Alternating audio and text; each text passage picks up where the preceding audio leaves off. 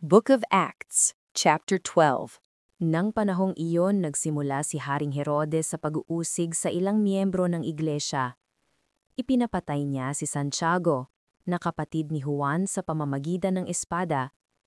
Nang makita niyang natuwa ang mga Hudyo dahil sa kanyang ginawa, ipinahuli rin niya si Pedro.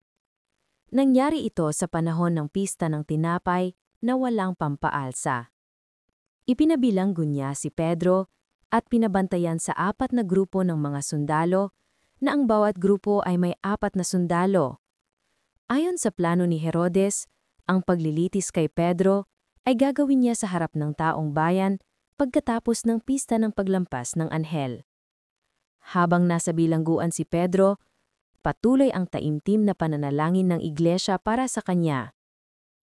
Noong gabing bago iharap si Pedro sa paglilitis, natutulog siyang nakagapos ng 2 kadena sa pagitan ng 2 sundalo. Mayroon pang mga gwardyang nakabantay sa pintuan ng bilangguan. Walang ano-ano'y biglang nagliwanag sa loob ng bilangguan at nagpakita ang isang anghel ng Panginoon. Tinapik niya sa tagiliran si Pedro para magising at sinabing, "Dali, bumangon ka!" At natanggal ang mga kadena sa kanyang mga kamay.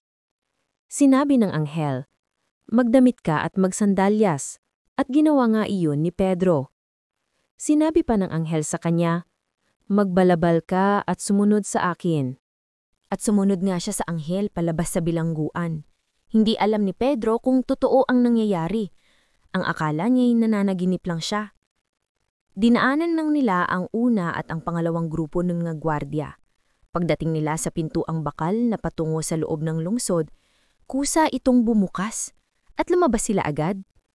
Paglampas nila sa isang kalye, bigla na lang siyang iniwan ng anghel. Saka lang niya nalaman na hindi pala ito panaginip lang. Sinabi niya, totoo pala talaga na ipinadala ng Panginoon ang kanyang anghel at iniligtas niya ako sa kamay ni Herodes at sa lahat ng inaasahan ng mga Hudyo na mangyari sa akin. Nang maunawaan niya ang nangyari, pumunta siya sa bahay ni Maria, na ina ni Juan Marcos. Maraming tao ang nagkakatipon doon at nananalangin. Kumatok si Pedro sa pinto ng bakuran at lumapit ang utusang si Roda para alamin kung sinong kumakatok. Nabusasan niyang si Pedro iyon at sa sobrang tuwa, sa halip na buksan ng pinto, tumakbo siyang papasok para ipaalam sa mga kasamahan niya na si Pedro ay nasa labas. Sinabi nila kay Roda, "Nasisiraan ka na yata ng bait?" Pero ipinagpipilitan niyang, si Pedro nga ang nasa labas. Kaya sinabi nila, baka ang hili yun ni Pedro? Samantala, patuloy pa rin sa pagkatok si Pedro. Kaya binuksan nila ang pinto at nang makita nilang si Pedro nga iyon, hindi sila makapaniwala. Sininyasan sila ni Pedro na tumahimik at ikinkwento niya sa kanila kung paano siya pinalabas ng Panginoon sa bilangguan. At sinabi niya sa kanila na ipaalam ito kay Santiago at sa iba pang mga kapatid. Pagkatapos, umalis siya at pumunta sa ibang lugar. Kinaumagahan nagkagulo ang mga gwardya dahil wala na si Pedro at hindi nila alam kung ano ang nangyari sa kanya. Nag-utos si Herodes na hanapin siya pero hindi talaga nila makita. Kaya pinaimbestigahan niya ang mga gwardya at ipinapatay. Pagkatapos umalis si Herodes sa Judea. Pumunta siya sa Cesarea at doon na natili.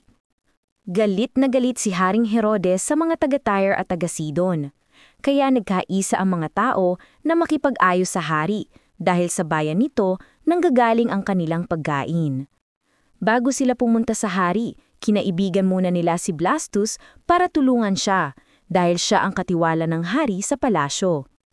Nang dumating ang araw na makikipagkita na si Herodes sa mga taga-Tyre at taga-Sidon, isinuot niya ang damit ng panghari at umupo siya sa kanyang trono at nagtalumpati.